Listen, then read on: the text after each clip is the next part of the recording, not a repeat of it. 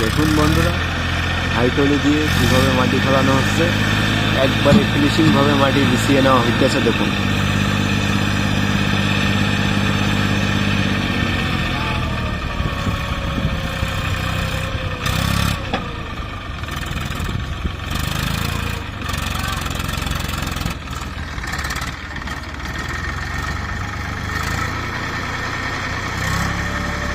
দেখুন মাটিটা কিন্তু একবারে ফিনিশিংভাবে বিছিয়ে নেওয়া হচ্ছে টলির মাধ্যমে।